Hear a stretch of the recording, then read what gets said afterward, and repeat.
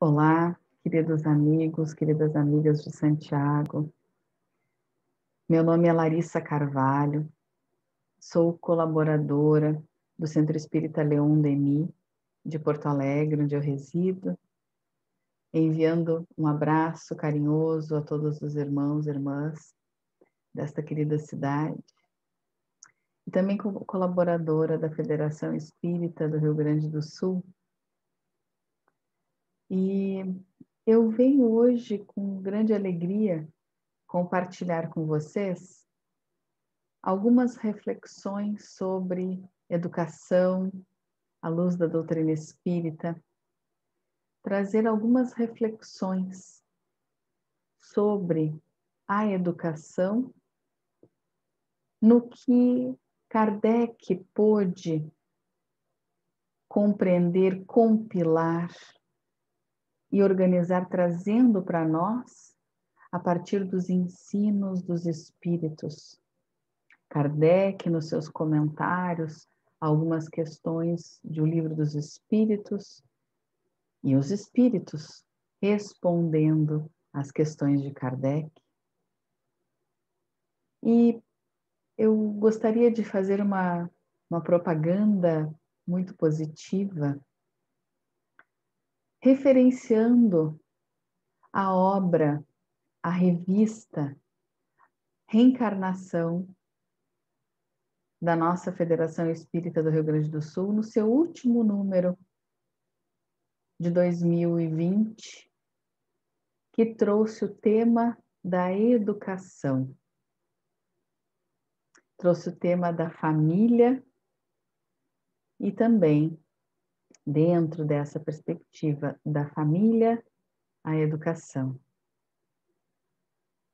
Há também muitas outras referências que podemos utilizar para tratar sobre o tema educação e espiritismo, como obras de José Raul Teixeira, o querido conferencista médium de Niterói,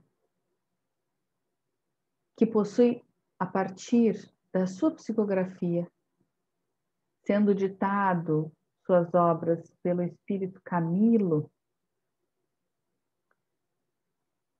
trazendo temas como Minha Família, o Mundo e Eu, desafios da vida familiar, desafios da educação, dentre outras, que trabalham a doutrina espírita em seu processo educativo nas famílias e na sociedade em geral.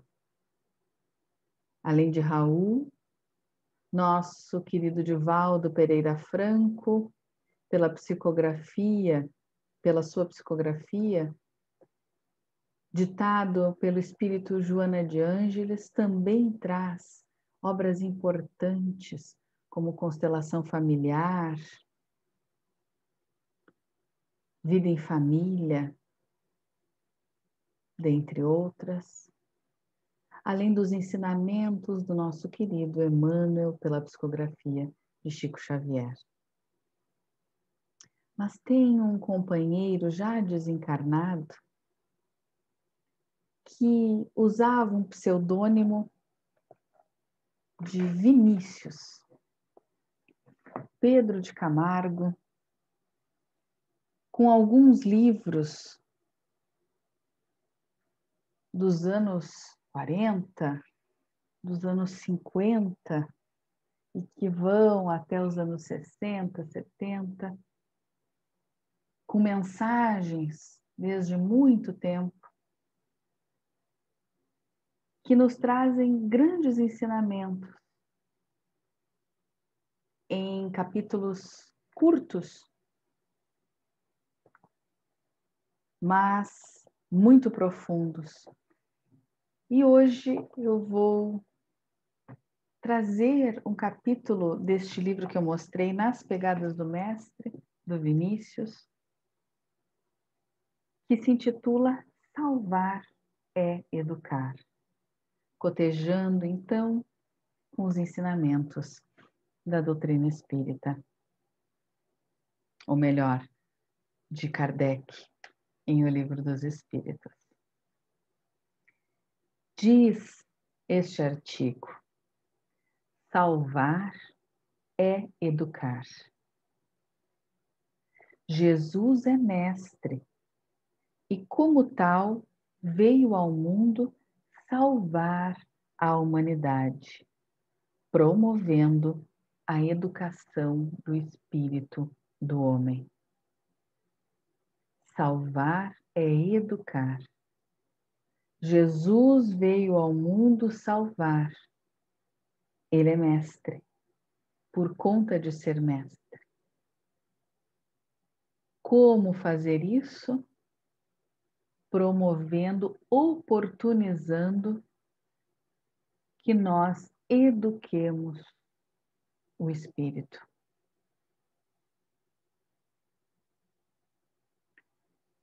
E pensando sobre isso, refletindo sobre esse parágrafo, eu fui remetida ao Livro dos Espíritos. Eu peço a permissão de trazer agora também uma reflexão a partir, então, de uma leitura e comentário, porque fiquei refletindo nos estudos que nós queremos salvar a humanidade. E nós estamos vivendo um período dessa mesma humanidade de grande medo, comoção geral, um período em que vivemos com flagelos e convivemos com ele, principalmente a pandemia da Covid-19, e pensamos sobre a humanidade, sobre os novos tempos, sobre a regeneração, em salvar-nos, em salvar os que amamos, em salvar a todo o mundo. E, por vezes, observamos ao lado desse intento, dessa nossa vontade, uma humanidade desatenta, egoísta, materialista, apegando-se a comezinhos, a realmente questões insignificantes, esquecendo-se muitas vezes do amar ao próximo como a si mesmo, que Jesus nos ensinou. Talvez porque não tenhamos nos debruçado suficientemente no ensinamento do Mestre. Mas a doutrina espírita também nos disse que, se quiséssemos salvar o próximo, precisamos educarmos-nos, como o Mestre fez. Que precisamos fazer ao outro aquilo que queremos que conosco seja feito. E aí, então, eu vou à questão 685 de O Livro dos Espíritos de Allan Kardec. Quando ele fala da lei do trabalho e o limite do trabalho no repouso, ele pergunta assim: tem o homem o direito de repousar na velhice? E os espíritos respondem sim, que a nada é obrigado, senão de acordo com as suas forças. Kardec volta a perguntar: mas que há de fazer o velho que precisa trabalhar para viver e não pode? Os espíritos respondem: o forte deve trabalhar para o fraco. Não tendo este, o fraco, família, a sociedade deve fazer as vezes desta. É a lei de caridade. E Kardec comenta: não basta se diga ao homem que lhe corre o dever de trabalhar. É preciso que aquele que tem de prover a sua existência por meio do trabalho encontre em que se ocupar, o que nem sempre acontece. Quando se generaliza, a suspensão do trabalho assume as proporções de um flagelo, qual a miséria. A ciência econômica procura remédio para isso no equilíbrio entre a produção e o consumo. Mas esse equilíbrio, dado seja possível estabelecer-se, sofrerá sempre intermitências, durante as quais não deixa o trabalhador de ter que viver. Há um elemento que se não costuma fazer pesar na balança, nessa balança da ciência econômica, e sem o qual a ciência econômica não passa de simples teoria. Esse elemento é a educação. Não a educação intelectual, mas a educação moral. Não nos referimos, porém, à educação moral pelos livros, e sim a que consiste na arte de formar os caracteres, a que incute hábitos, porquanto a educação é o conjunto de hábitos adquiridos. Considerando-se a aluvião de indivíduos que todos os dias são lançados na torrente da população sem princípios, sem freio e entregues a seus próprios instintos, serão de espantar as consequências desastrosas que daí decorrem? Quando essa arte for conhecida, compreendida e praticada, o homem terá no mundo hábitos de ordem e de previdência para consigo mesmo e para com os seus, de respeito a tudo o que é respeitável. Hábitos que lhe permitirão atravessar menos penosamente os maus dias inevitáveis. A desordem e a imprevidência são duas chagas que só uma educação bem entendida pode curar. Esse é o ponto de partida, o elemento real do bem-estar, o penhor da segurança de todos. Salvar a humanidade. E eu trouxe essa questão porque pensamos muito nesse lado prático. E aqui, no comentário de Kardec, ele está falando justamente da ciência econômica, de sustentar aqueles velhos que não têm a sua família. Como vai se conseguir esse equilíbrio econômico na sociedade? Nós vivemos uma crise de vários matizes no mundo e na nossa sociedade brasileira. E Kardec traz aqui a receita tão simples. E ele diz uma questão tão verdadeira que até hoje ainda acontece assim. Há um elemento que não se costuma fazer pesar na balança, que costuma não se fazer pesar na balança, e sem o qual a ciência econômica não passa de simples teoria.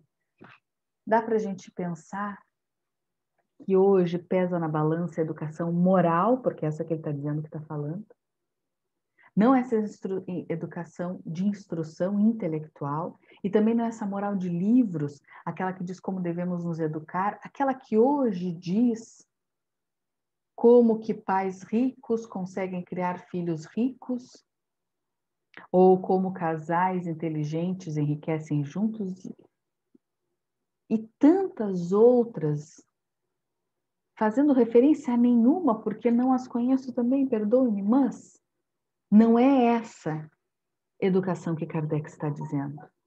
Não é essa educação pelos livros, moral. Nem dá para dizermos que é uma educação moral, é uma educação econômica, talvez. Mas é aquela que incute hábitos positivos de moral, que ensinem a caridade, a respeitar o que tem que ser respeitado, o que é respeitável. Aquela educação que ensina os nossos pequenos, desde a mais tenra idade, a respeitar aquilo que é do outro, a dividir aquilo que é seu com aqueles que não têm, a ter empatia com aquilo que está sentindo, com aquilo que necessita o seu próximo, a respeitar o seu lar, as conquistas familiares, o valor, mesmo econômico, daquilo que conquistamos enquanto família. Porque quando falamos dessa educação ligada à educação econômica, à teoria econômica, à ciência e à educação moral, e falamos disso, dessa que incute hábitos, estamos falando principalmente do nosso lar. Também dos locais especializados para a educação das crianças nas escolas, mas, em primeiro lugar, em especial, o nosso lar. É ali que ensinamos os nossos pequenos os valores verdadeiros. Hoje o mundo ainda é dominado pelo materialismo, que campeia já há longas décadas pela humanidade. Mas é um materialismo sem partidos. Hoje em dia, muitas vezes, parece-nos complicado abordar os temas sociais, fazendo-nos compreender com relação relativamente à educação familiar e valores. Mas é isso que procuramos aqui. E num exemplo prático, muitas vezes permitimos que os nossos filhos, muitas vezes mesmo, ainda mais nesses períodos que vivemos a pandemia, o isolamento social, nossos filhos assistem à televisão, ao YouTube, outras redes sociais, algumas que passam propagandas e se deparam com o consumismo, com o próprio materialismo, sendo exibido em imagens para serem consumidos com deleite. Então, abundam, existem muitas propagandas com opções inúmeras de bonecas que fazem mais ou menos a mesma coisa, mas que possuem preços altamente variados e que são vendidos conforme estes preços, uma propaganda muito mais glamourosa para aqueles que possuem maior preço. Bonecos e bonecas e carrinhos e aviões e helicópteros. E de um mesmo estilo encontramos então uma boneca com cauda de sereia, com chapéu de unicórnio, ou então uma outra versão com profissões. Será mamãe? Será universitária? Será médica? E assim por diante. Carrinhos de variadas cores, que pulam, que giram, que rodam, que caem, que não quebram, que quebram e retornam. E os nossos pequenos, ávidos por estes bens, correm em nossa direção, pedindo, clamando, porque necessitam, porque precisam muito, e a gente reconhece muitos adultos nessas condições. E muitas vezes, pela insistência, nós acabamos olhando para ver o que é, quem sabe que é muito. E os nossos pequenos vão se acostumando a essa torrente que as imagens produzem de vontades inexistentes. Nós que conhecemos a doutrina espírita, por vezes já passamos por isso.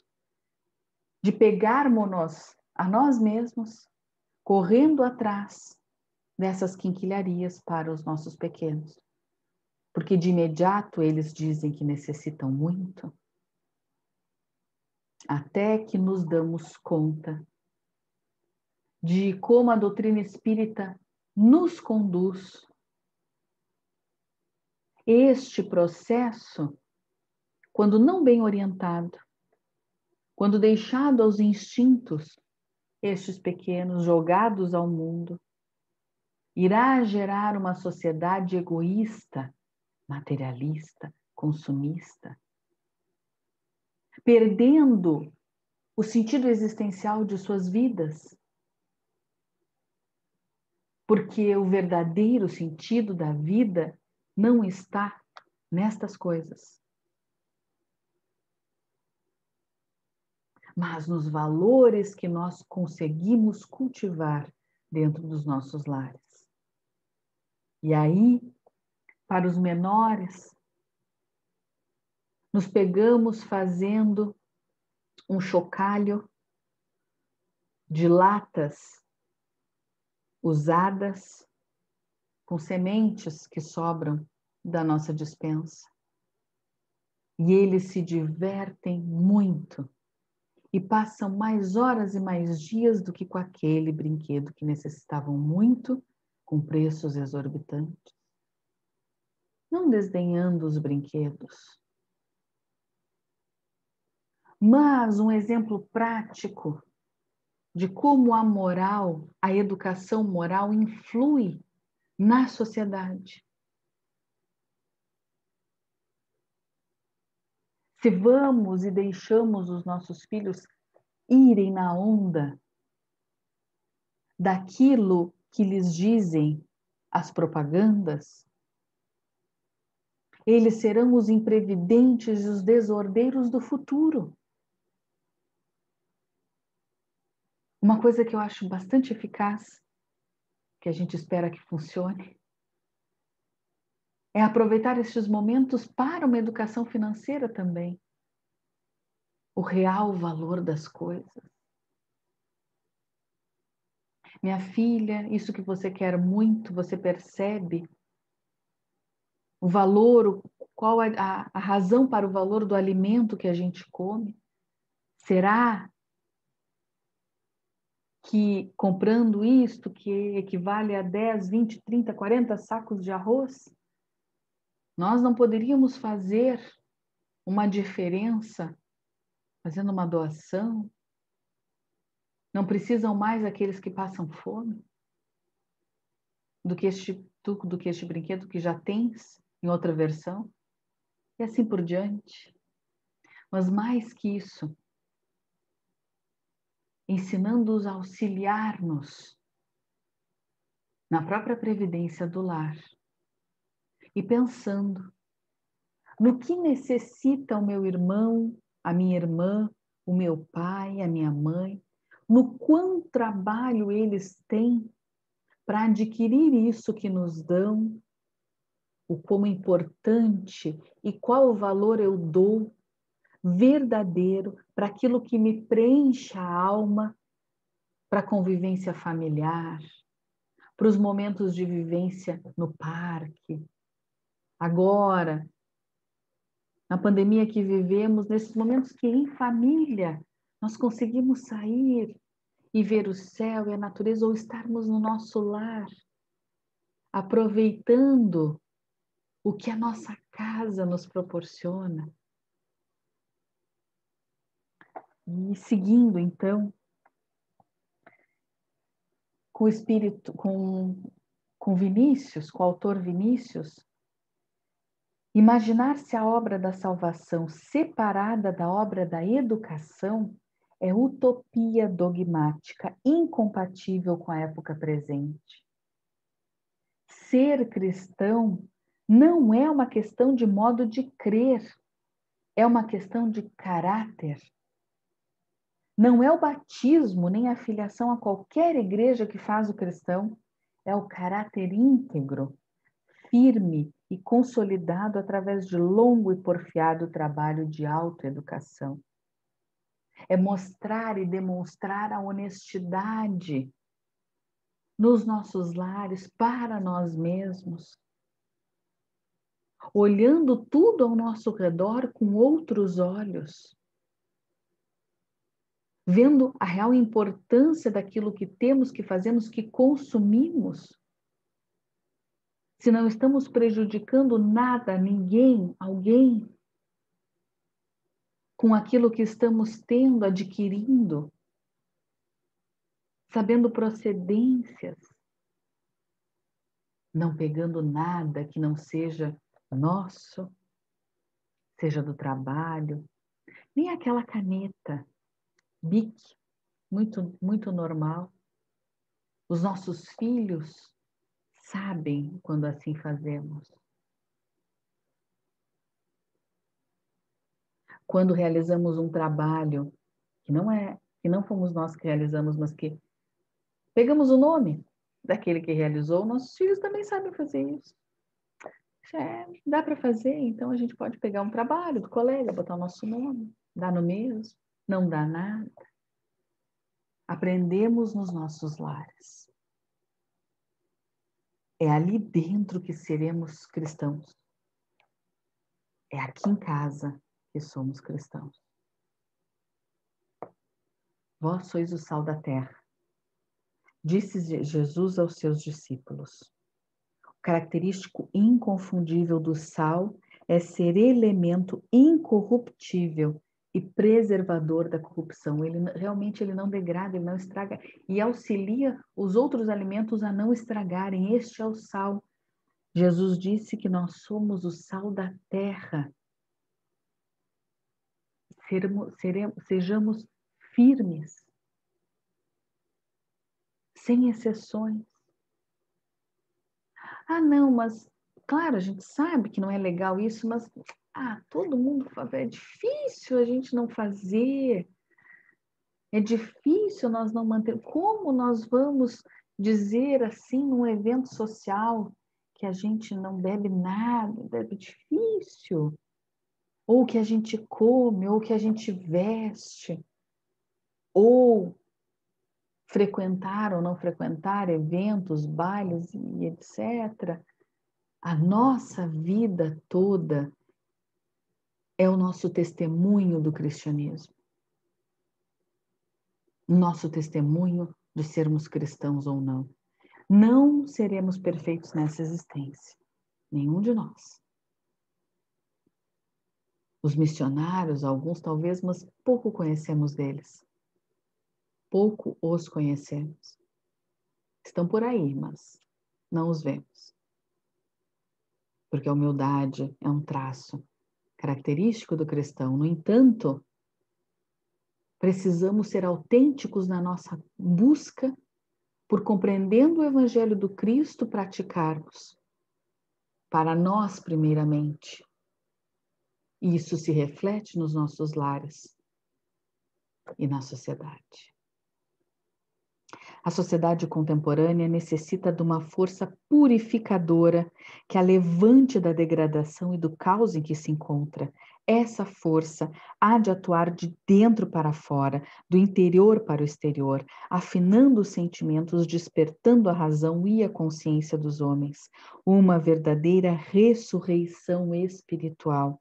Eis de que a humanidade ora necessita. Tudo mais são paliativos, são quimeras que jamais resolverão os graves problemas do momento atual.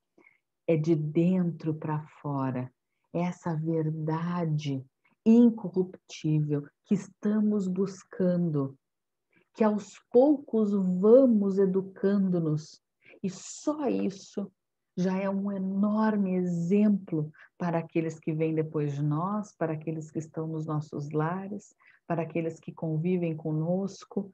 É a nossa autoeducação. Somos nós que precisamos ter na fé em Cristo Jesus a nossa força para sermos incorruptíveis, não cedendo às tentações, aos hábitos estabelecidos, vigentes, à sociedade materialista, não cedendo. O cristianismo puro, tal como Jesus pregou e exemplificou, é a força, é o fermento que há de reformar a sociedade, agindo nos corações e nos lares. É do coração renovado, é do lar convertido em templo de luz e de amor que surgirá a aurora de uma nova vida para a humanidade. Esse amor que brota do Cristo, que chega até nós, nesse formato luminoso, belo, que nós precisamos fazer desabrochar dentro de nós, preenchendo a nossa vida, o nosso ser. Tratando os outros, enfim, com o amor que queremos sentir, já que o Cristo nos transmite, mas às vezes não estamos ainda no patamar de compreendê-lo e senti-lo. Então, esse amor que queremos sentir, e assim transferindo para os nossos filhos, filhas, companheiros, companheiras, pais, mães, irmãos, amigos, companheiros de ideal e sociedade, enfim. Imaginemos nossos filhos sentindo essas verdades. A verdade que muitas vezes age com crueldade, por vezes, mas que pede perdão e permite que o outro encontre no seu olhar um irmão capaz, com muita vontade de orientar. Somos nós pais e mães, irmãos de caminhada, que precisamos da nossa autoeducação para, dessa forma, conseguirmos nos preencher e demonstrar todo o amor que sentimos pelos nossos entes amados e eles também sentirem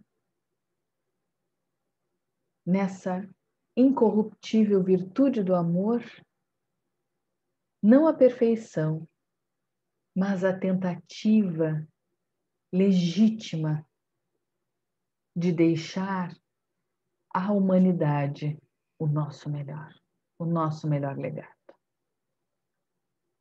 A doutrina espírita é o grande legado que nós temos, deixado por Kardec a partir dos ensinos do Cristo.